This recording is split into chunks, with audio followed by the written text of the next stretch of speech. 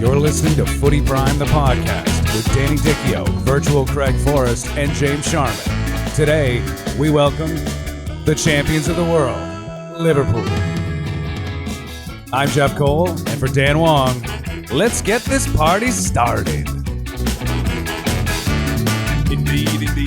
It's a special edition of Footy Prime. Maybe the one I've been looking forward to the most out of the last, 37 or so we've been doing. For some reason, I don't know why. It's been a special week, my friends. Everything has become balanced once again in the universe. The good guys are on top. Liverpool, champions of England and Europe as we speak. Doesn't matter they crashed out to Atletico Madrid. Doesn't matter. As we speak right now, Liverpool, double champions. Why are you laughing, Deitch? Is that not the case? Well, no, you're champions right. of England and Europe? The Raptors are still the NBA champions as well, so why Liverpool not the champions still as well? So exactly. What a season it's been. The strangest season, obviously, of all time. And it's not over yet. 7 games left. The records could still tumble. Craig, there's so many ways we can talk about this particular team, a fun team to watch. But what's the most impressive aspect, do you think, of this current Liverpool and what they've done in this insanely crazy, truncated season? You know, it's hard to pinpoint, Sharms, when you just can't talk about one thing when you talk about it. You could go and start with the ownership, when they took over from Gillette and Hicks, when John Henry and the Fenway Sports Group took over. And they took some time to get themselves in a position where they were accepted by the Liverpool fans. It wasn't easy for them either. A lot of financial difficulties as well. Remember Suarez thing when he left the club, and I think the most impressive thing, if I was going to pinpoint or try to, I'd say would be the 2 signings of the goalkeeper and the center back, Van Dijk and Alisson. I think they were just the pieces that they were missing that took them over the edge. Because remember, Man City got, I believe, 100 points and 98 points in 2 seasons. So when you're looking at that, and that's the guideline, and that's your yardstick of what you need to chase to be successful, Liverpool had to make some big moves. Because the rest of the team, really quite clear, they're not coming for big money. The club was put together very well, and other than outside of the goalkeeper and Van Dijk, everything was pretty financially tight. They didn't buy this team, and that's impressive in itself. And Klopp, the manager, was the perfect fit. yeah, I agree with you, Craig, with the 2 signings, but I think we have to go back a little bit further, and the biggest move for me was bringing Jurgen Klopp in. They've been searching for a manager like him for a long, long time. They brought Benitez in, and he did reasonably well. He won the Champions League, but he just couldn't get that Premier League title. And they brought Brendan Rodgers in, who played a lovely brand of football, and they really thought it was going to work out. They invested a lot of money with him in charge, but there was still something missing, and it could be 2 or 3 signings, which you're alluding to there, Craig. Van Dijk has been a massive signing for them.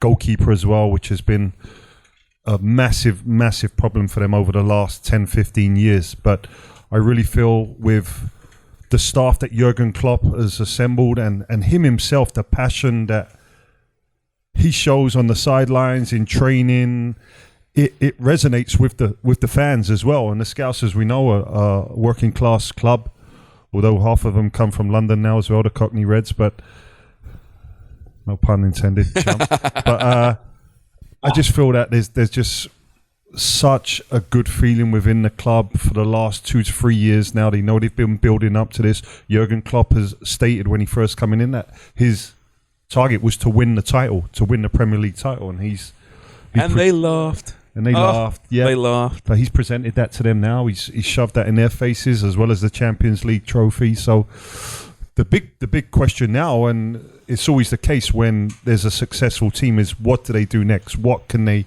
go on to achieve? Can they be the next dynasty of teams like Liverpool back in the 80s that I hated, United in the 90s that I hated? Can Liverpool be the next club to do that? Yeah, that's the big question. What can they do to improve this current team, right? But at the moment, let's enjoy what they've done. A young team. We're not hearing rumors of players leaving. That's going to happen at some point. Always does as you get successful, obviously. But I think you both kind of mentioned it there, that the feeling around this club. When Suarez left, the narrative was, Liverpool's no longer a big club. They can't keep their stars. And then when Philippe Coutinho left, they can't keep their stars. What next? But when both those players left, they reinvested so well. And that's, I think, the mark of what a great club is. And Sir Alex Ferguson did that at United. He'd always see players leave, right? They'd bring new players in. But this current team, I don't know who's going to leave. And does anyone need to leave? Do you need to keep it fresh and bring some new faces in? Or is it just purely a case of, let's get some depth in? Because I look at this team right now, guys, and I don't really see any holes. You can always improve. Is Gini Wijnaldum the best midfielder in the world? No. So you could improve there, but he's a wonderful fit on this team and a really good player. So what do? Do you just stand pat and bring some youth through? Do you maybe address some depth on the left-hand side of the field, perhaps? I don't see too many impact players coming in and changing this squad at the moment. No, you're right. I think when you look at the great teams, you always talk about recruiting and how they do that. I mean, look at the two fullbacks. And how they've done so brilliantly well. One was homegrown. I think the other one was $8 million. Probably Alexander and Robertson.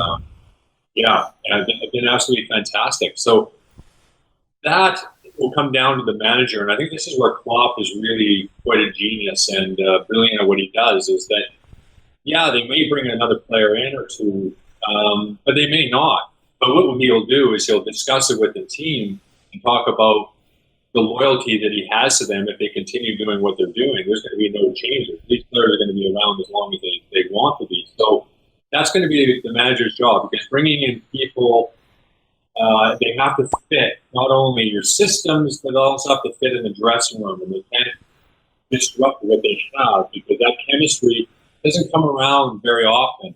And Danny, I mean, we've all had it. We've had teams where we felt we had that chemistry, and it was something special, and you keep that. But the manager will have to massage that very carefully, because he doesn't want to lose it.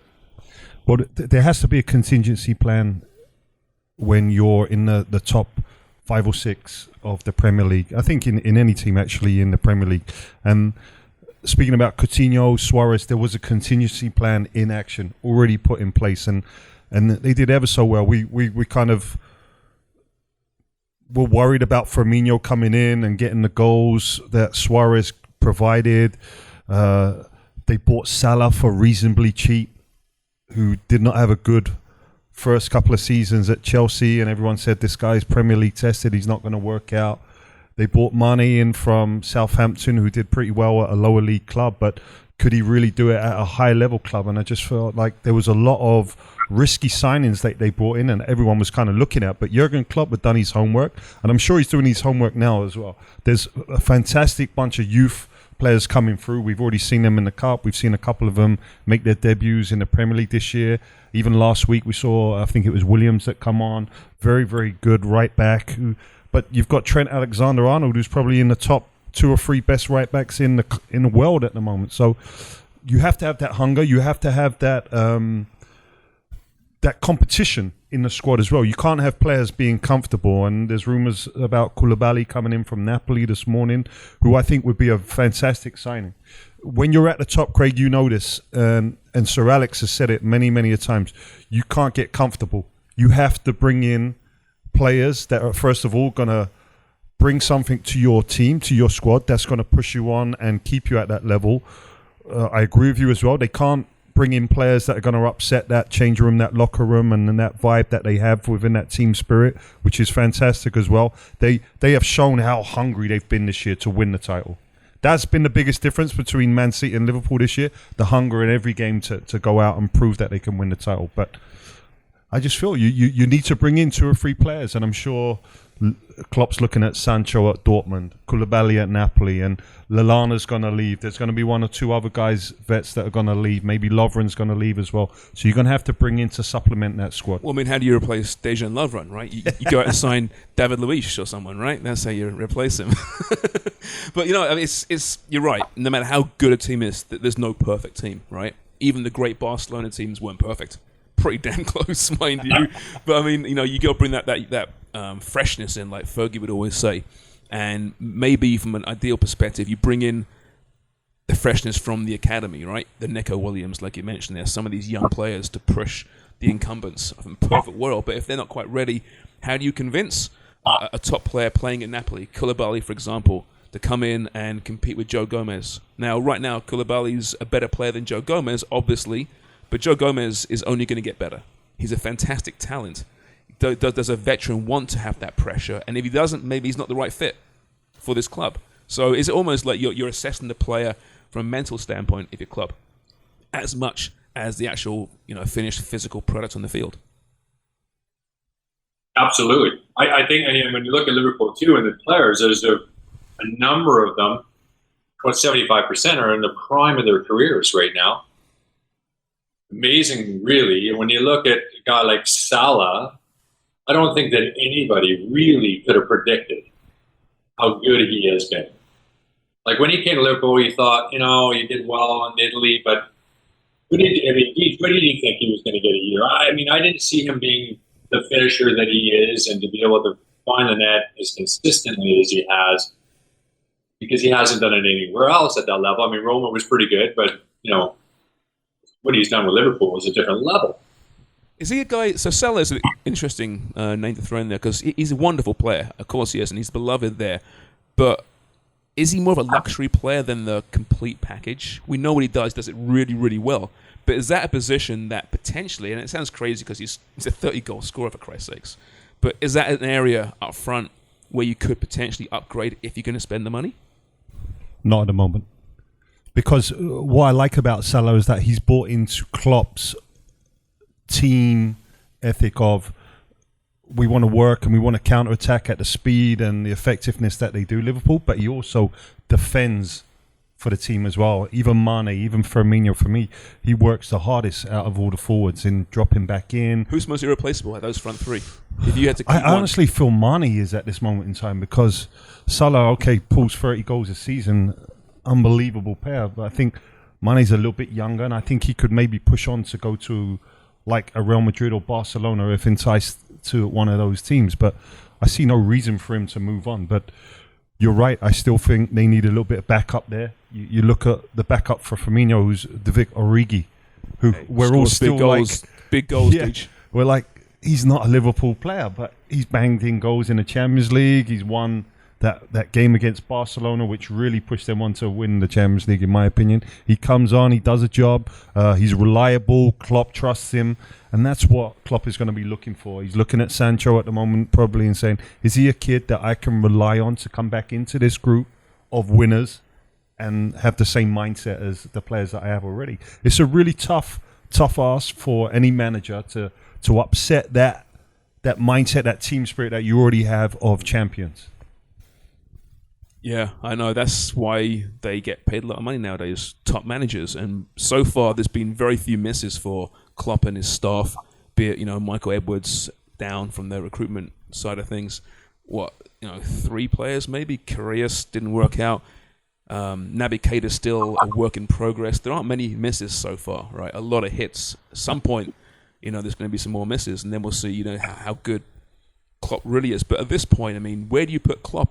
You think about the great managers at that club, and they're revered, right? The stands named after the Shankleys and Paisleys, King Kenny, of course. Is Klopp already there, or has he got to go a little bit longer at the club to join that Mount Rushmore of Liverpool managers? He's already there. Yeah, you reckon? Yeah, he's already there. You mean Steven Gerrard said they should just throw up a statue right now. It was cool what he come out and said about Steven Gerrard as well. Did you hear what he said about Gerrard this week when he was mentioning how Stevie has ran his legs out for this club for the past 20 years or so, and there's no one that tried harder to try and win this Premier League for his club, and this win is not only for us as a team and as a fans, but Steven Gerrard has as much to do with it as the players, and I thought that was really classy from Klopp, Greg. So Greg. It's important for clubs, and especially you see it at Liverpool, is that how they treat their old players, and they keep them around. They respect them. The fans love them being around. They are part of the fabric of the city itself and as the club. It's wonderful to see, and they're as good as any club I've seen at doing that and remembering the past players and the past efforts that Liverpool had. I mean, the club's gone through everything. It's gone through ups and downs and tragedies and whatnot, and great successes. And this is certainly up there with one of the best seasons I've ever seen. So many iconic players over the years, right? From the the Emlyn Hugheses to the Kevin Keegans, Kenny Dalglish's, Ian Rush's, through to Steven Gerrard in the modern era. Where does Jordan Henderson rate? Where is he going to rate when we look back on this Liverpool team? Because he's one of those players, you seem to love him or you hate him. And I love him now. I have my doubts. I know you have, Deitch, over the years, right? But how are we going to look back on Jordan Henderson in years to come? I think there's only one way to look back at him, and that's as a champion. He's provided a Champions League title and a Premier League title within 2 or 3 years of being a captain of Liverpool Football Club, which is a difficult task. Now, I go back to my criticism of him in just maybe comparing him to Steven Gerrard so much when that was unfair on the kid himself. He's a totally different player. And I feel at the beginning of his career at Liverpool, he was trying to emulate Steven Gerrard too much with like these long, crazy passes and just trying to be Stevie G instead of being himself. He's a fantastic young player. Actually, he's getting a little bit older now. He's worked his way into the England team. He's apparently a real leader within the change room, the locker room, on the field, and you can see the players really, really respect him, which is tough because he's surrounded by players that I feel are so much more talented than him, and I feel that he would respect that and he would also understand that.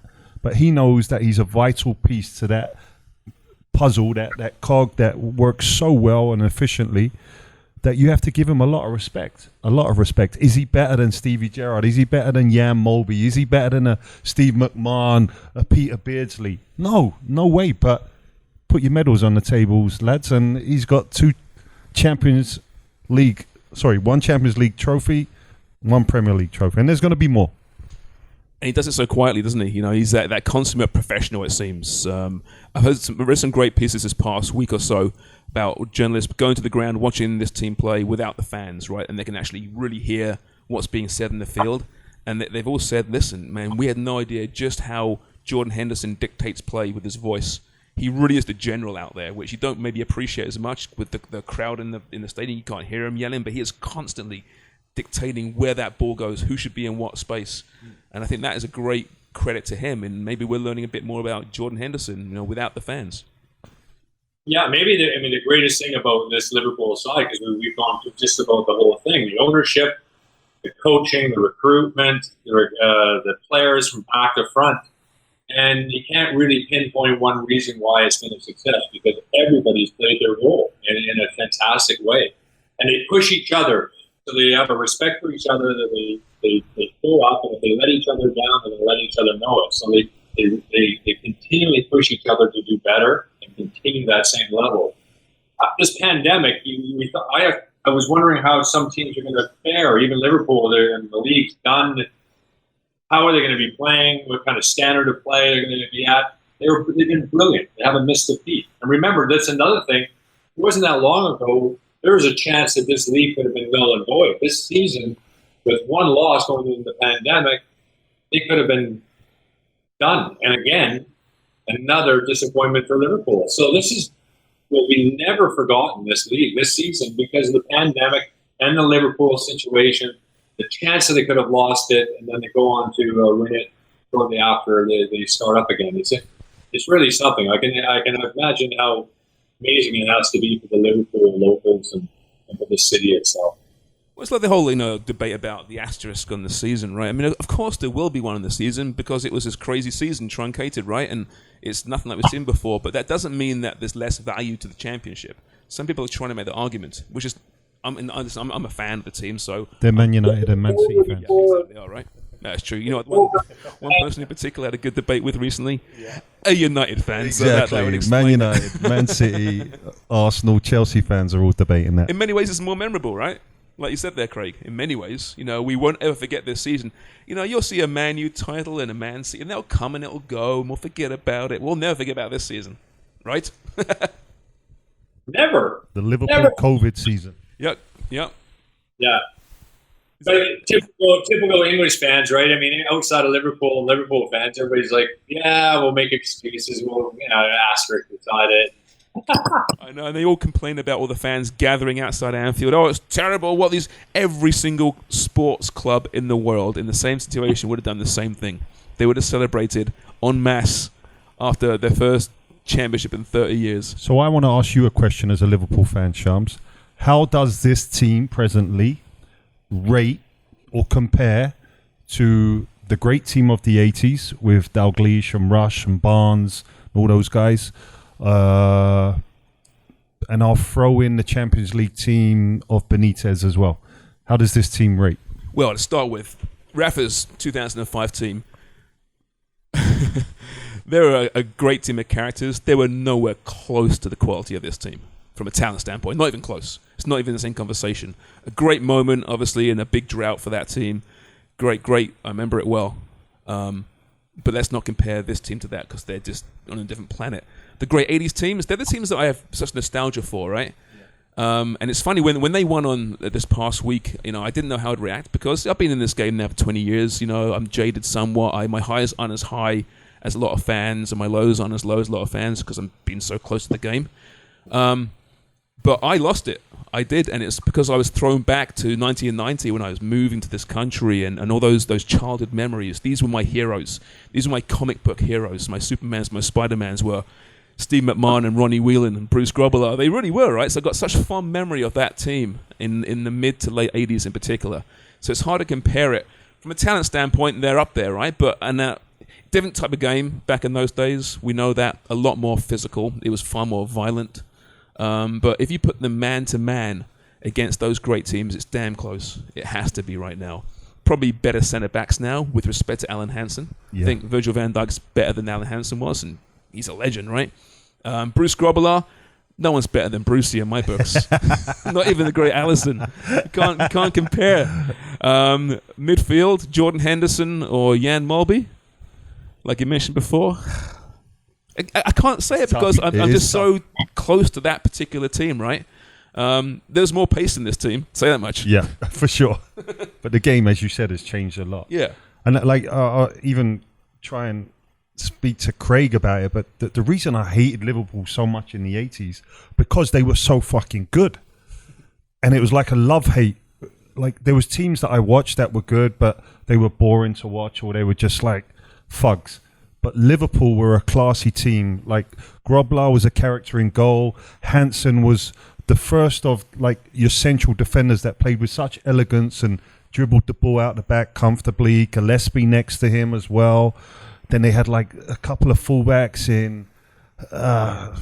You can't even remember. They had Stevie Nicol, the guy that does the TV now with the Premier League. Jim Beglin was pretty good back in the days. But a wealth of talent in midfield. Peter Beardsley's, Ian Rush's, John Barnes was I remember playing against John Barnes for QPR when I was younger, and I go, I'm fucking playing against John Barnes at the moment. Was he still good? He was just a legend. He was a little bit tubbier at the time, but you couldn't get the ball off him. But these are guys, as you said, you idolized as a youngster. You hated them because they were so good, but it was a love-hate relationship. The 90s Man United are a very similar team. They were just so good, Craig, that you had so much respect for them, but you hated them as players. But now I'm on the coaching side of things. I have a lot of respect for the coaches that worked with those players in building those teams and them characters together to be so successful. Do you think, Craig, you need to see this team do it again? It seems, quite frankly, this team should be celebrating a second championship, right? Really. 97 points last year. But they didn't get the second championship because, City was so good last year. But a European Cup, a Premier League title in successive seasons. Do you want to see it again before you start making those comparisons to those dynasty teams? Well, I think we will see it again. I don't think there's any worry about that, except the standard of play has got to be incredibly high and can stay there because Man City's not going to rest. They're going to come guns a-blazing. They're going to make some changes. They're going to be a different team. Maybe no Europe to worry about. Yeah, exactly. If that could, that's going to work in their favor in the league. Anyway, the pressures of playing in Europe and the league, and to do both of them equally as well, it's really difficult. It can be done, especially with large squads, but it's difficult. Well, you look at next year, and this team won't get worse. Obviously, they'll probably get better. But with City, maybe without European money, they don't spend as much, or maybe they spend more to get back. Who knows? You mentioned Chelsea before. They're going to be much better next year. We're seeing some real good signs there. United's beginning to look a bit more like United now as well. If Pogba stays, him and Fernandes are working really well together. Is Solskjaer the right man? We're going to find out. Spurs, will they improve? Don't forget Leicester. It's going to be a really good season next year. And I don't think if Liverpool do defend their crown next year, it's not going to be by 25 points, right? It's going to be a much tighter race. And there won't be this big gap in the middle. Let's hope. I agree. I don't think we'll see teams get 100 points again in the near future. I feel that teams are understanding now that they have to spend money if they want to compete at the top. Chelsea are doing that. They bought in Timo Werner. They brought in the boy from Ajax, who's a very, very good player. United are spending money now, so Sancho could be going there, right? Sancho could be going there. I still think that Arsenal will make 3 or 4 big signings in the summer. I don't think they're ready to compete yet, but in 11, don't they? Arteta is doing a rebuild there, and there's always a team that will creep in, either it be Leicester or Wolves, who are punching above their weight this year. Can they invest in that team? They've got some big money behind them and a big agent that we know is connected with them. So I just don't feel that Man City and Liverpool will be able to take as many points off other teams to collect those 100 points again. Yeah, we shouldn't forget that these 100-point seasons aren't commonplace, right? We've just begun to see them for the first time ever, right? And now we're seeing we might see 2 or 3 100-point seasons in 4 or 5 years. That's unbelievable. So is that a statement on how good these teams are, or how the other guys have kind of fallen off and have been caught in these rebuilding processes? How good they actually are. All these other clubs, too, if you look at them, they're all full of internationals, and they're all spending money. And there's a lot more clubs in the fray now than there used to be. Chelsea, going back years ago, wasn't really in the picture. Man City wasn't in the picture. Newcastle now, what happens with their new ownership? Are they going to be spending billions of dollars too? I mean, it's the line is so fine for success. And Danny's right. You have to be able to spend. You have to spend money, as Liverpool proved. And I think told that to John Henry in the group that when they made the decision to go for Alisson and Van Dijk, that was the time when they needed to really splash out. Really needed to go for it and get what they wanted. And thank goodness for them, it was the right decision. Yeah, you're right. I mean, you mentioned there, Craig, from the top, how the ownership has almost been forgotten amongst this most recent, trophy surge. But that has been a huge story. They know how to build successful championships. We saw it in Boston with the Red Sox. Very similar model coming to Liverpool. And when Henry took over there, wasn't Kenny Dalglish the manager? He signed Dalglish. It was Hodgson. And Hodgson, they let go. And the safe hand, they brought back King Kenny on the short term. And everyone knew it wasn't necessarily the right footballing choice. But this appeased the fans after this awful, tumultuous few years with those other American owners when Americans are bad. Remember, they were bad Americans then? Now they're good Americans. It's amazing how fans are so fickle. Goddamn Yanks, get them out. Get those fucking Yanks out. Oh, John Henry, come on aboard, John. We love you. We love the Red Sox. Amazing, isn't it? But he's done a great job, and Tom Werner behind him, obviously, and then they brought this staff in who have just done a wonderful job, and they targeted Jurgen Klopp after Brendan Rodgers, who did a really good job too, right? I mean, I think Rodgers brought in Firmino, for example, right? So I'm sure Rodgers would be more than happy to take some credit for this. Hey, don't forget me. Did a pretty good job too. But, they've targeted managers and they've been the right managers, right? I think. And so I think you give them a lot of credit right now. Ooh. Dead air. Does that mean we come to the end of the Liverpool talk? You know what I find funny here? We're sitting here doing this in a socially distanced Dan Wong's house. And just above our producer Dan Wong, there's a whiteboard. Have you seen this? And it looks like it's Dan's to-do list. Can I read this? Workout. Run 8 minutes. 8 minutes, Dan. Jeez. That could be a problem, Dan. So if you were here, people in the podcast world, workout says run. Run just means run. They're two separate things. 8 minutes is an 8-minute workout. That's scientific workout. See, to me, that would be all of that in 8 minutes. Run, right? application, garden box, patio, read a book, and news in 8 minutes. He's got read and beside it book. What's the book, Dan? I would have been more impressed with Braille. If you go to my washroom, you'll see what book. It's one of the classics, Wuthering Heights. Heathcliff, and so they gave it to me in grade 11 to read. I did the Coles notes and cheated, and then I've never read the actual book, so I'm actually reading it. I found it. Man, you're a cultured human being. Hold on, I just went in there, Dan, and there's a penthouse in there. Old school. Old school classic, sorry. I wonder how old school pornos will do in this post-COVID world of ours. Ask Craig. Craig.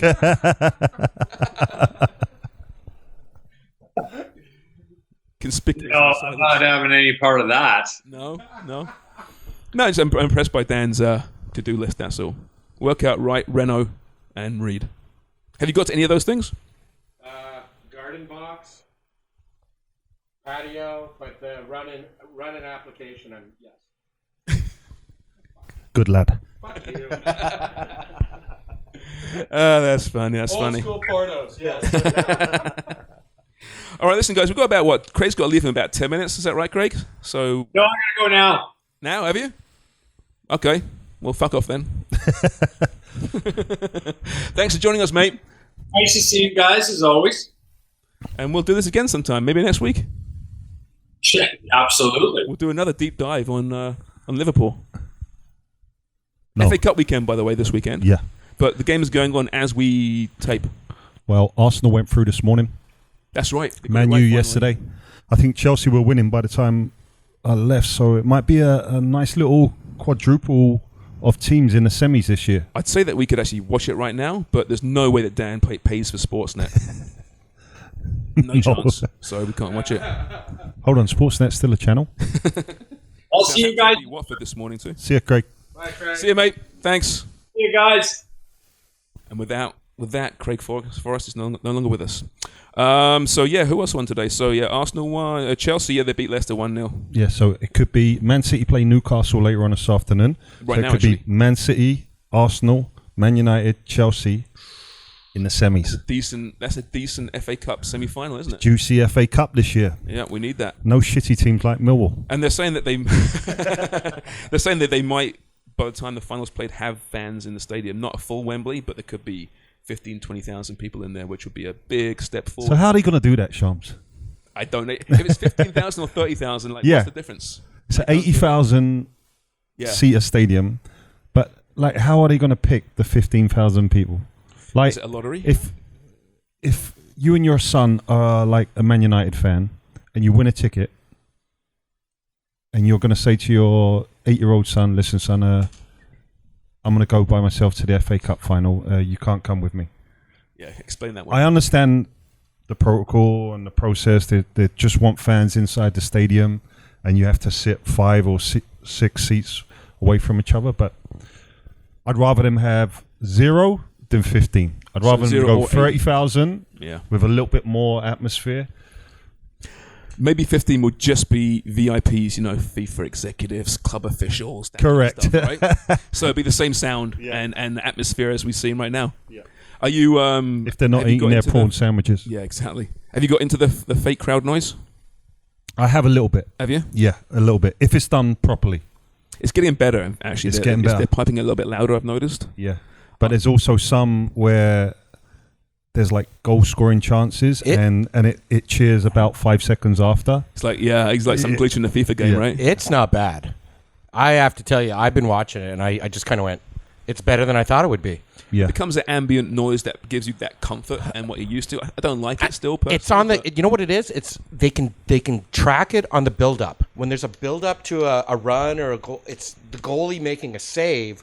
they're always about 3 or 4 seconds late. That's what I was saying. And you're yeah. like, holy, but it does add to it. I thought, when we were talking to Pesh, he wasn't into it, and I'm into it now. I still don't like it because it's still not authentic to me, and I can still, when I actually think about it, I realize that's not actually what's going on right now. That is contrived. But then you forget about it, and you forget that there's no stands, no fans in the stable, right? So it's, I don't know. I'm getting more used to it. But Yeah, in Germany it was really well done because they kind of panned their camera a little bit lower so you could just see the bottom of the seats. And majority of the stadiums have the cardboard cutouts and stuff like that, so it looked pretty busy. So if you're really focusing on the game and you've got the background noise, it's a little bit more authentic. But I agree, if in the Premier League stadiums, when you can kind of see the open plan of the stadium, you kind of like, no. Let me ask you, a lot of these clubs are doing this with the cardboard cutouts. You can purchase one, right? It's great. If you could buy one cardboard cutout to put at a ground, your favorite team, who would that person be? So I'd get a cutout of one of those sex dolls, male or female, just to actually add to the stupidity of it all. Cutout of A cutout of a sex doll, because I love the face they make. It's that It never changes. they're surprised. They're surprised. Male or female are surprised. I'm just Never like cool and hey, sultry lips. It's always like, exactly. woo. Exactly. Like a bad tackle. Frozen bad tackle. I think I would get Ron Jeremy. That'd be a good one too. Again, right beside the porn. I literally that old school porn, and he's getting in trouble right now. He's in big I trouble. saw a headline about Jeez, that. the hedgehog. Yeah, the hedgehog is in trouble. Oh my god. Oof. I There's a lot of always porn felt sorry theme for today. him. I didn't know, growing up in the 80s, Yeah. 90s, you were like, oh, this guy's got the life, but No, don't feel sorry there for him. was a lot of darkness. If Probably not a good guy. Probably not. No. Well, Hey, there's been some good cardboard cutouts. I think at one stadium there was Osama bin Laden. And then yesterday at Leeds there was Chris Kamara, and he tweeted out, he's like, I'd just like to know who paid £25 for my cardboard Probably cutout, Chris Kamara. because I'd like to thank you for it. fantastic. That's great, actually. But you, Jeff, who do you have there? Well, You got a mic there? Have you got a mic there? You haven't got a mic there. I'd probably have to get a cardboard cutout of Dan Wong next to his cardboard cutout of the inflatable sex doll. Next to the cardboard cutout of Ron Jeremy. Would it be Dan with a surprise look in his That would face? be a threesome. Surprise, Dan? Go for it. You need to have, anytime like something startling happens on the pitch, you just pan over to Dan Wong and with his date next to him. And Ron Jeremy next to that. That'd be some night out, wouldn't it? That'd be all right. That's like our desert island dinner. It'd be fun to have like Steven Gerrard cut out at a Man U game, right? Or a Roy Keane cut out at a Arsenal game or Man City something, right? game, yeah. That'd be hilarious. Now, are they doing that for charity, right? Yeah, I believe so. They were in Germany anyway. I'm assuming in England I too. don't know what they're doing with it in England, but I still feel that a lot of clubs have gone about this in the wrong way. In particular, one of my old clubs, Sunderland, in League One and below, the seasons have been cancelled altogether, and season ticket prices have not, or allocations have not been given back to the fans. And then at my other old club, QPR, who were playing in the championships, they're charging fans, season ticket fans, to stream the games online. Where I just think that, like, if you want to keep the community, which a lot of these clubs are surrounded by, and that's what they thrive on, they're local clubs. I know you've lost a lot of money. You're still going to get your TV revenue. You're still going to get whatever it is, sponsorship money, but think of the fans. They're not. They're a working class fan base as well, right? Exactly. So No, you're the money's not asking flowing. 10, They've been hurt by this $15 more than for you a have. game where they've actually paid for that game already, a home game, and now you're asking them to pay again to stream it, Yeah, which I just think is that's a little wrong. bit sketchy in my opinion. yeah. That's too much for sure. For sure. Do you think France and Holland are thinking to themselves, man, I'm looking at England right now, it seems to be working, generally speaking. Germany just wrapped up, it worked really well. Do you think that they're thinking, man, maybe we should have given this a go rather than cancel our seasons? Yes, 100%. I feel that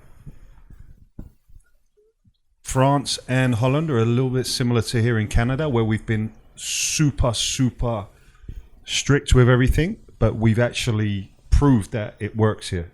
And I'll never go against the government in saying that we've been too strict in regulating certain stuff. But now we want to try and move forwards. And I feel in France, and I've spoken to my friend Benoit in France, and even in Holland and Belgium, where they cut the season really, really early, that teams, especially that could have got into Europe, which is a big financial input to the club, or teams that have got relegated from the top division, are now asking questions and saying, Germany's running fine, Spain's running fine, Italy, which was the epicenter of this whole virus in Europe, is running perfectly fine. So who called the shots here? Yeah, I know. There's going to be a lot of analysis over this whole process beyond sport, obviously, in the months and years to come. What's Danny must have some updates for us. Yeah, what's going on in a MLS world? Can MT So I know it's and kicking off on- MMLS. What do you got for us? Well, Is it July 8th kickoff? MLS. So our team is still, the first team is still training under strict supervision at the training ground. They actually had their first 11v11 game at BMO on Friday evening. So we were talking about that, Sharms. Was it full-on Full-on contact? Yes. So the moratorium has been lifted Yep. with MLS. Yep. So they're allowed contact training. They're allowed contact, obviously, in games, 11v11, as close to they possibly can in playing, but they cannot play against opponents from outside of their bubble Okay. presently. They can organize. So, wait a second. Sorry. Who's in their bubble right now? Is the entire team in their bubble? So you have a group of around 40 to 45 in your bubble. Our group, T2, are not in that bubble. So even staff, doctors, physios, trainers, admin, there is no crossover. So when the first team have left the training facility, is sanitized, is clean, then T2 will come in, start coming in, the staff will come in, we'll go for exactly the same process, go onto the field. We're about 2 weeks behind the first team in the sense that we can only move to group training at the moment. So we're in groups of 10 on either side of the field. So we can only do that at the moment. We have to be 10 feet apart, which is pretty... You know how our friend, hard. Sharms always cusses about how long it takes guys to get. Did you watch the 11v11? And No, we weren't allowed in the stadium. But what about film? Did you see any of I that? haven't seen any film yet, no. Because I wondered how raggedy you would think I'd that like is. to see it. Fine. Actually. Yeah. The good news is that that Mike Bradley is back in full. Oh wow! He came through it. He's looking good, feeling fit. Has there been a discussion that maybe Mike started COVID for him? Possibly. He's got the power. It's worked out perfectly for him. Well, the boys must be, though, just raring to get back at it. Your group right now. I mean, my God. I mean, it's not the same, it's obviously. Hard, yeah. It's definitely hard because you're working with a group of like 17, 18, 19 and 20-year-olds that are chomping at the bit. And they're so frustrated just to go and barge into each other and tackle each other. And you're kind of like, that's the game.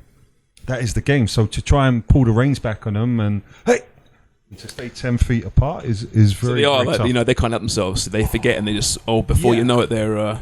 But you know what? Our staff have been obviously properly educated on this matter, because if there's one lapse in concentration or one person that lets the whole group down, it could affect the first team and then the club gets shut down. So well, like we have in to the be very NWSL, careful. right? Orlando. Already? They had to pull out the women's team.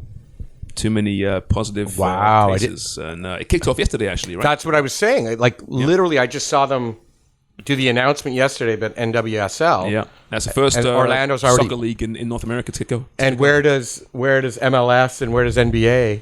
Where are they going? Epicenter of COVID. So our first team, I think, have done a really good job in hanging back in traveling to Florida. They travel on Friday, which I think is the 3rd of Private plane? They'll go down by Charter? charter flight for sure.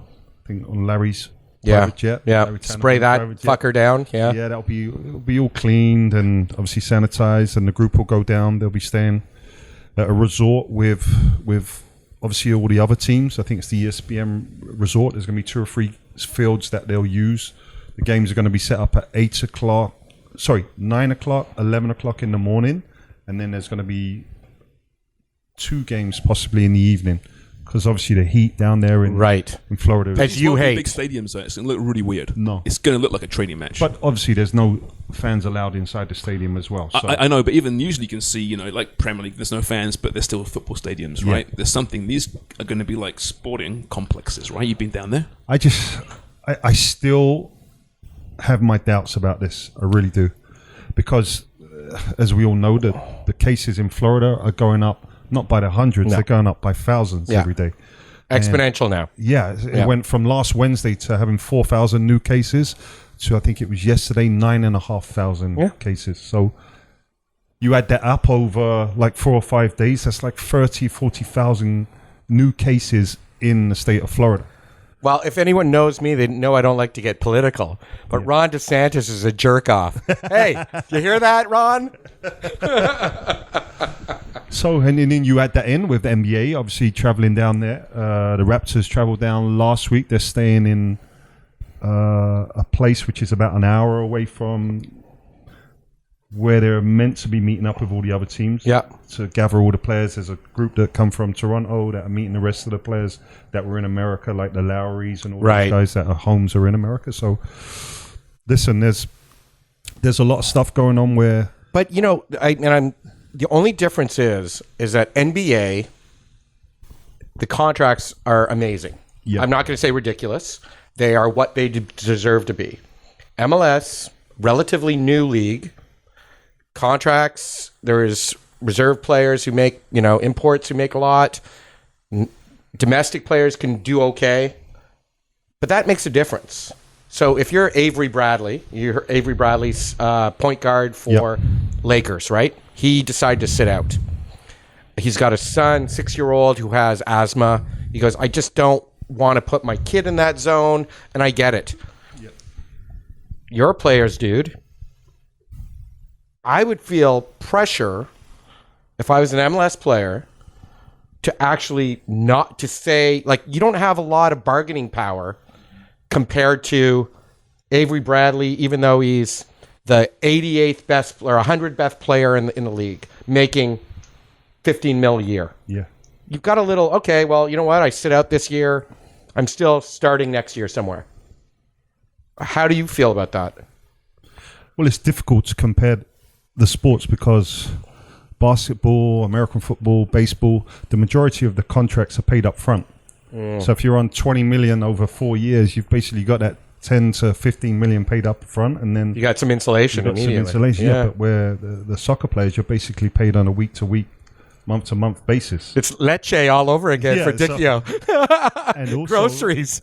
And also, what is interesting is that the league pay the wages of the players. Right. The clubs do not pay the wages. Right. It's a league. Your boss is the league. Your salary cap. Yeah. Your salary cap for each team. You're allowed a certain amount of cap. There's obviously your DPs that are paid a certain amount of their wages by the individual clubs, but the majority of wages are paid by the league. And if the league are telling you to go down to a certain place to play in front of ESPN cameras because we're going to be in prime time on the major channels of America, I'm not saying they're being forced to do it, but I think it's... You must think to yourself, am I going to be blackballed if I don't? Well, that has to be a concern, right, for some players. For sure. And then you factor in players from black or Asian minorities where the virus is affecting those nationalities and players, people a lot more. And if I'm a black player going down there into a hub like Florida, I'd have to question what am I going to be bringing back or what am I going to do? What I would say is that I feel that the players are going to be the most clean and tested out of everyone in North America. I really do. I think they're going to be protected amazingly. But what we don't know is that the workers working at these resorts, are they going to be going in and out of the resorts? Right. People at the stadiums, I don't think they're going to be getting too close to the players. But they'll bring their cooks and chefs down, right? I'm assuming.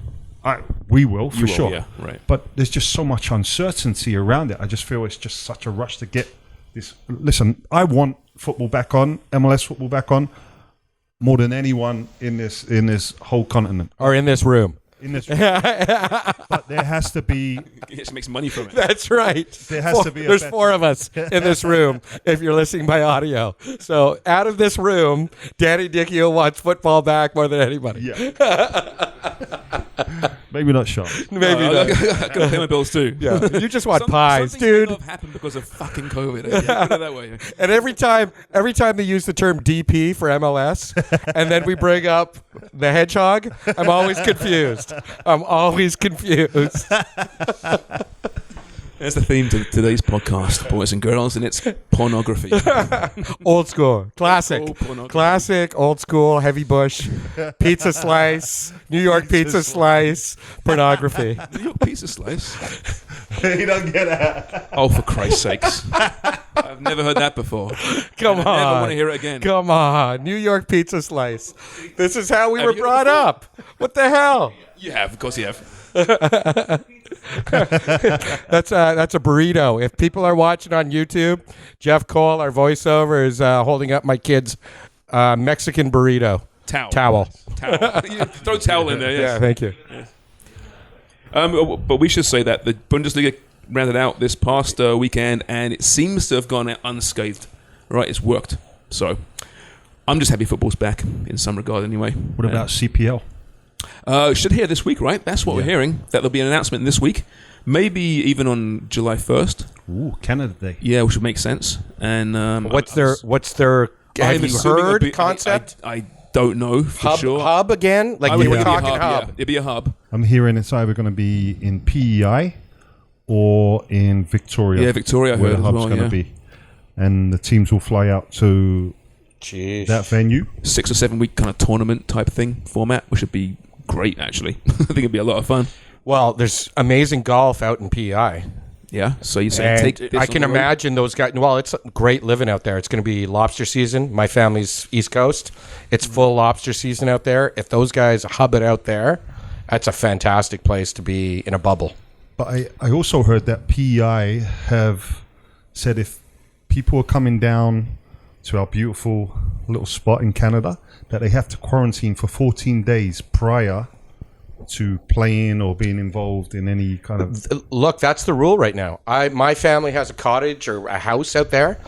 My brother and I go out every summer. We can't go out without quarantining, which is stopping us from going out because the kids aren't... We're not sure we can hold the kids at the cottage for 14 days straight. Yeah. So, and they're taking license plates as you go over the border. So there's only like 2 real big places to go in after you get past Quebec, and they're taking license plates, RCMP, and they're really, really buttoned down diligent on it. with it, yeah. Yeah. So I think it's going to be Victoria. Victoria's a nice little spot. They've got a nice stadium there. It's a turf field as well, so it's not going to get too bashed up. Right. Well, also they're killing it in BC, other than the strip joint. Right. Yeah, of all the provinces and how you deal with them, I mean, they could have been hammered like we were. Yeah. They've done a really good job. Absolutely. So CPL is going to do kind of. I still need MLS is doing what kind of tournament until the season starts. It's going to be like a World Cup. Yeah, it's going to be like a World Cup tournament where they'll play 3 games in the group stages. Which will count towards the league, right? Which will count towards the league. Then if you finish in the top 2, you will go through to a quarterfinal, semi-final, and final. The purpose of winning the tournament is that you get a berth into the Champions League. The only games that count towards the league are the first 3 games, which is the group stage. So you could possibly play another 3 games or 2 games, and they don't count towards your league. It's almost like a cup. It's a cup. It's a World Cup. But what they're hoping is after the 3 to 5 games that these teams play, that restrictions and regulations will be lifted and that teams can go home to their stadiums to play at home against, obviously, opponents with no fans in the stadium. Although some cities are already saying we're quite good. We can have fans in the stadium, right, in our state or our county, wherever it is. But well, it's funny. I was thinking we did that show with Frank Yallop about Beckham in LA, Beckham's supposed to be Miami FC first year. Have you heard where Frank Yelloff is now the head coach? No. I don't know if it's been confirmed yet. Oh, Jesus. Really? But let's just say it's a place in Nevada. Oh, really? Oh, I remember that rumor floating around for a bit. That'll be a cracker. Maybe we could do a show from there. Jeez, we're coming down. They'll bring us on. But if you're David Beckham, and I don't know how involved he is, as far, whether he's an investor, a owner, I know he's an owner, but what that means, I'm not sure. But all of a sudden, you're sitting there going, my first year in the MLS. Oh yeah, all these new clubs, new yeah, leagues. What's Nashville? Cincinnati as well. Yeah, is very new. Nashville's first. God, yeah. that'd be Austin are coming in next year, so they're like, thank God we didn't come in this year. Yeah, like the commitment and just the money being siphoned out, going towards all these other things. As you say, MLS is always such a, the gate is everything. Yep. And now they're in this place where it's not. They don't have the. Well, maybe they'll start building a broadcast play here with coming back and other sports not. They should do 100%. They should be all over that, and they should. I mean, all the leagues. I mean, hockey is one that stands out. I discussed this with someone. This is their chance to do something a little bit different. They won't because they're hockey and they're stuck in their ways. But this is a way to humanize their players, make it a reality TV show. Me and Dean Blundell were talking about this on his podcast, and how this is a great chance to really almost reinvent the NHL, which is seen out of all the major sports in North America as being the most draconian in many, many ways. They're not going to change. Well, here's your chance, guys. You got to have this brand new format, which may or may not work, but at least get some exposure for these personalities, because you're the one league that's dragging your heels. Well, especially politically, BLM's been all over the place, and we're all backers of it. But these guys who, they've been talking about the NBA with Kyrie Irving and Dwight Howard, but saying, no, we don't want to play. There's too much social unrest. And Danny Green came out and said, this is our opportunity to build and get into people's homes and hearts because we all know how sports is a meritocracy, at least on a player level. Yeah. Maybe here it's an opportunity on an ownership, on, Craig talking about, hey, the access to general managing and coaching for people of color has always been difficult. Now we're in a place where, hey, you guys can actually change the model if you use it properly. What I would say as well, I think we're going to see some really cool, innovative producing for the sports over the next month or so. I know that MLS are coming out with some really cool stuff, whether it be in the locker rooms, whether it be with the players himself. And you're right as well. Why not? I'm not saying it can be similar to WWF, but why not build up hockey a little bit? You've got these two guys, whether it be Ovechkin and someone else from the Pittsburgh Penguins, that really don't like each other, and have an interview with them and build it up beforehand. Just why to say, not? Yeah, we're going to go at it. Let me ask you, as a former, professional footballer, if you were told there's going to be cameras in every room at halftime before the match, we're going to tape everything and we're going to air it. Would you like it? Would you understand it? Would you support it now as a former player? I wouldn't particularly like it. I told you about the episode when I came over to here and having the media and press in the room after a game. You didn't like anything, though. No, I think your locker room, your changing room is a sacred place. Why can't we change that? I still think you can use certain aspects of it, but maybe in and out of the locker room, not so much in the central hub of it. But this isn't war, it's sport, right? You can have that, right? You can find that after the game, go to your mate's house or have a place, but it's entertainment number one, sport, right? Yeah, that's what it sure. is. So why can't you have, just because it hasn't been that way forever, and it is that, that place where you are untouchable because it's your room, why can't you reinvent that and say, now it's going to be there for the fans too? I just feel that a lot of players and a lot of coaches cannot be themselves if they have cameras on them. And there's certain stuff that's said in the locker room and the changing rooms that is only meant to stay in the changing room and the locker rooms. I've said it before, I've played with coaches that if they need to say their piece, they would say it in the locker room and it's done. That's it. If I've had beef with Dan because of his performance, it's done. We'll speak about it on Monday. But there's no way outside of that locker room I'm going to go to the press and start calling Dan a piece of shit because he didn't perform today. That's between me and him in the locker room, and that's why I call it a sacred place. But I'm talking about more innovative stuff around either the field, around the arena. I know that they're speaking about virtual reality spots in and around the basketball court. So say if Dan's on the west, I'm on the east, you're behind that net, and we have Jeff on the other side, you would pay extra money because you're in courtside seats then, virtual reality. Yeah. Different than just being on the camera. That's where I feel players can maybe buy into it a little bit more and Play to the camera a play little to bit. the camera, to the Yeah. virtual reality. But that's the league and the commissioner to sort all that stuff out. I just feel that this is the chance to be innovative. Yeah, try pick something your own new. camera angles. It's been around for a while in UK, right? In Sky Sports, Yeah. the red button, you can pick and choose different perspectives. just NASCAR did it like good old racist NASCAR, great idea, but right? they did it well with the old, hey, do you want to be in this guy's car? Yeah. You know, choose your angle, all that kind of stuff. I thought it was brilliant.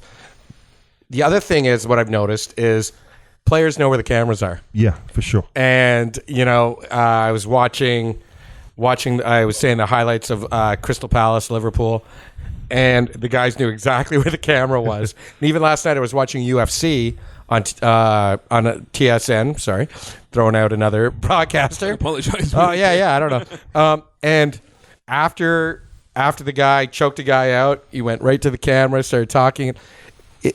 That's another level of it's that media kind of savvy now that all athletes have. And Except hockey players. well, this is the problem with hockey, and I don't blame hockey, but when you have the difference between, you know, when you have a great seat at a footy game, at an NFL game, a CFL game, even it doesn't matter what sport, there's nothing in between you. Yeah. That glass, my buddy called me up. He goes, Wonger, I've got great tickets to the Leafs. Now, it was a Thursday night, and it was against Columbus. We are literally right up against the glass, in the corner, could see everything. But we're also, you can't see what's in front of you because of the boards. The glass does represent some issues with because of the curve of it. Yeah. You're not seeing. It's like wearing googly eye glasses. Watching like basketball, football, and soccer, if you're in the front row, you're almost there. Yeah. You feel the sweat, and it's totally different with hockey. And I know you're a huge hockey fan, Sharms.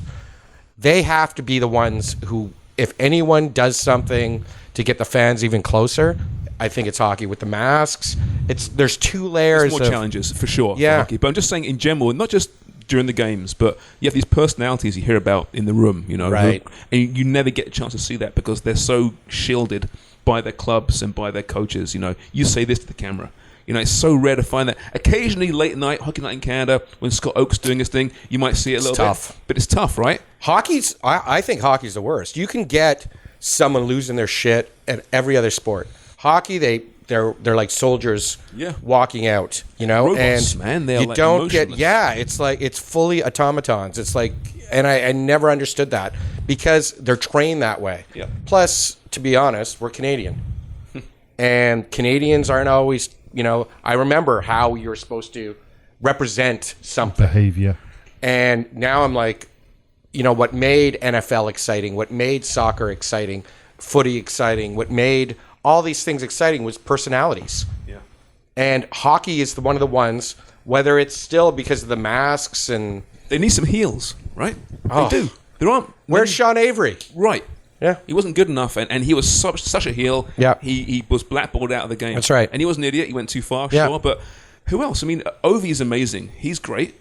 That's one guy, right? Yeah. Sydney, I love Sid. What a player. What a Incredible. player. But my God, what an awful interview. Like, what is the point?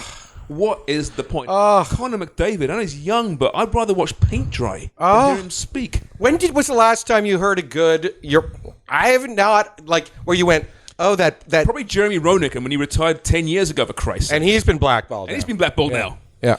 It's just... Do you not feel that? Do you not feel that these guys have been trained to be that way? Yeah, no, they have. Like, No, they have. 100%. They So, like, absolutely have. media trained as well. Yep. And also, if you... I don't know. It starts with... I don't know if it... you tell me. Did you guys have QPR? They bring in a media trainer for you guys? No. Did they bring in a... You're at the... Because I remember CIS football. not nearly as big, obviously, but they did have, this is a comportment, how you should behave, document. It was kind of like an HR seminar. Like Did they have that? We do that for our academy players now, and we've started media training with them and just being comfortable in front of a camera and trying to answer in the right way, but still showing their character and personality. But we never had any of that growing up as young kids, and I still feel that there's certain stuff we're not teaching our younger professionals or players with potential, whether it be finance advice, media advice, social media advice, stuff that we're all trying to implement at Toronto FC, and I know a lot of other clubs are doing that now. But I just feel that they're very rigid in the hockey. Whenever I watch one of the hockey guys talk, it's like programmed. Yeah. But it's the same. It's the same interview, no matter what the dude is, what team he's on. Footballers aren't much better in England, right? For years, it's been the same way but they knew that if they said one thing wrong, they'd be hammered across the country. But it's the coaches that are, right? It's the managers who look like they're throwing it at, they don't care anymore. But now you're seeing, I've noticed in England, a lot more ex-players are getting in the media afterwards, and they're interviewing the players, and then you get the barriers come down because we're in the same group, as opposed to a journalist interviewing a player, right? It makes a big difference, I think. Yeah. Right? You're right. With the Carragers, the Nevilles. Yeah.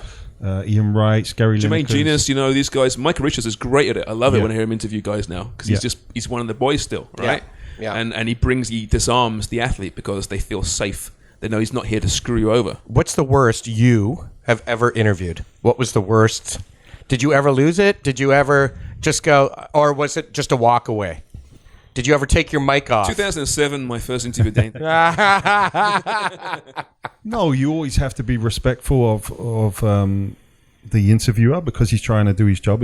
You called me fat once. Yeah, probably, but you were. Imagine all the chicken wings I've been eating. That's what you said. I remember it well. What a mean motherfucker. If upside down head, calling you fat. Yeah. You can tell if an interviewer is there to get something out of you, or if he's there just to do his job and pass on the stats or whatever he needed to get for his producer or paper. If he's digging around, you can tell. So if he's digging around, you can tell, and if he starts to get a little bit snarky, then that's when you be snarky back. It's just a normal conversation that athletes will have with you. That's why I feel the basketball guys are very protective, but then if they're pushed, they'll fucking call you out straight away. They will call you out, and they won't be afraid. I just feel footballers are very similar to the hockey players, where they've been either told at the beginning of the season, this is our protocol when we're doing interviews, this is what's not to be said. If something is said, be aware that you're going to get fined 2 weeks' wages or be out of the team and looking for another club. What was your thoughts, just quickly before we go here, like when you first moved to Toronto, what was your thoughts about the media in general here when you chatted to them, and be honest, like compared to back home? Well, first of all, I told you it was very, very surprising for me to see them in the locker room afterwards and having that access. And it wasn't just guys in there, there was women in there, and like there was guys walking around naked, especially Jimmy Brennan would always walk around. Loves it. Yeah, especially when the women reporters are there. Yeah. And that was surprising for me. And then obviously the dialogue of the conversation was not very sophisticated. Football generate. There was one guy. What was the word we were trying to spell last week? Tumultuous. Tumultuous. Tanny went home and looked it up. Google Siri, please spell out slowly tumultuous. She told me I wasn't saying it properly as well. But no, it wasn't. Not to be disrespectful, I don't think there was a lot of football journalists. There were very few, a lot of just general reporters there. I remember being in that press box and guys asking me questions who have been doing the job for years covering other sports. Well, you be honest. How many guys? You're one of the trailblazers. I'm sitting with a trailblazer. Two trailblazers. Two trailblazers. But you came over. You said, "I want to concentrate on this sport." Right? Like you made a decision in your broadcast career to say, "Hey, how many other people knew footy like you did?" At the time, like when I first started doing soccer specifically, essentially in Canada, as myself, there was Jerry and Craig. Yep. Actually, I was before Craig. Fuck him. Yeah, it was before Craig. It was Jerry and I. Yep. Like doing it on a regular basis. There was, oh my god, I'm gonna upset people here because people arrived. I'm trying to think when they arrived. Leggett? There were a few, Graham Leggett he Graham retired by Leggett. that point. Yeah, from a TV standpoint, it was Jerry and me pretty much. Right. There are a few writers, and blogging was beginning to start up as well, and give those guys a lot of credit as well. But there weren't many of it. It's probably a handful of guys who actually covered it on a full-time basis. Not even a handful. And they're out of that handful, there's guys who are nonsense too. Is my point. It's like, yes, there's a handful who are covering it, but they're also saying things that you'd like go, this is ridiculous. Neil Davison, Peter Mallett, they were there from day one. Good example. So I think it was in our second game. We're in the media scrum afterwards, and I remember this guy. He's a black guy, really nice guy, but he was a baseball or basketball guy. And I forgot which. Was it Morgan Campbell? Because Morgan was great, and he was just thrown into it by the Toronto Star. Yeah, he had no idea He about learned football. about it though. I don't know if it was him. I'm not sure, but he basically asked me if there was questions going on around the game, and then he basically just threw this out to me. He said, "Do you think the offside rule should be scrapped?" It. So I kind of paused for a minute, and I looked around, and I said, "Is this a serious question?" He said, "Do you think there's a different way where we can scrap the offside rule to make it more exciting, more goal scoring opportunities?" I just went, "Next question." Like, Were you know Cabby, right? Yeah. He hit TFC a lot, right? In those early I can't days. remember Cabby You either. don't remember him from No. that? Okay, because that was great because Cabby would do Oh, the would Cabby he? thing, yeah, and did a few TFC Yeah. stories, and guys just had no idea, especially the guys coming over had no idea who he was. It was hilarious. Right. It was really well done because that's the kind of thing he'd ask, but taking the piss. Yeah. Because he'd come to me and say, Sharms or whoever, give me some questions for the TFC guys. And he'd just mangle them, but they'd be brilliant.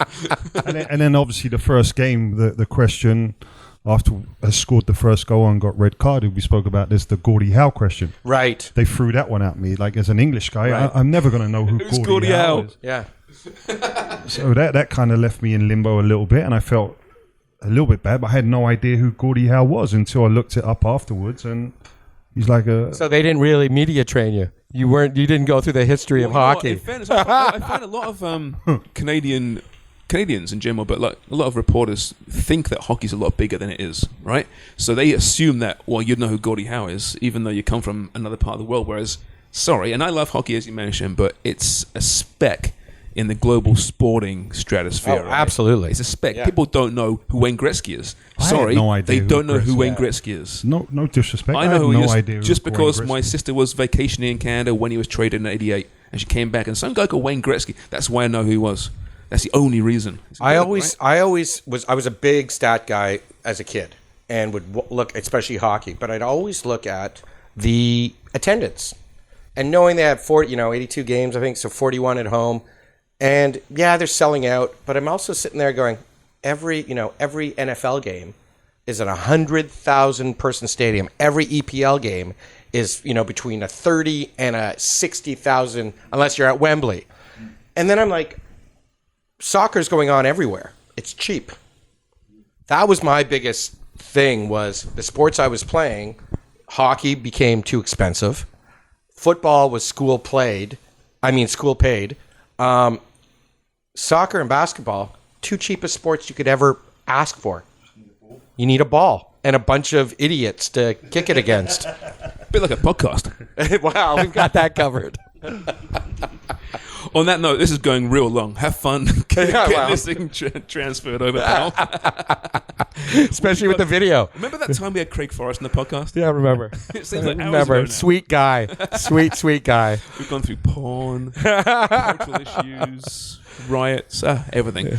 So we should probably sign off now, right? Sure. All right. Well, that's been fun, boys. It's good to see you boys again. Great seeing you. Sorry we missed you last week, by the way. I'm sure you missed us. We had thousands of emails. Father's Day. Happy Father's Day again. Belated, yeah. I'll tell you a joke about that in a minute, but when we go off air. Anyway, thanks to Amsterdam Brewery. I'm enjoying the English Special Bitter, which I didn't know existed until about 2 hours ago when Jeff brought it over. My God, it's fantastic. I like a bitter. It's my kind of beer, and you really can't find them in the LCBO, but this Amsterdam ESB is friggin' delicious. Nod, nod. Wink, Amsterdam ESB. That is because The drink of summer. that's because you are a bitter Englishman as well. I absolutely am. Speaking of bitter Englishman, Dean Blundell. DeanBlundell.com. Dean's pretty bitter sometimes. Also born in England, but thanks to That's right. DeanBlundell.com for all their support, of course. All right, Deech, Wonga, JC, Craig. It's been fun. We'll be back this time next week. Cheers for listening. Bye.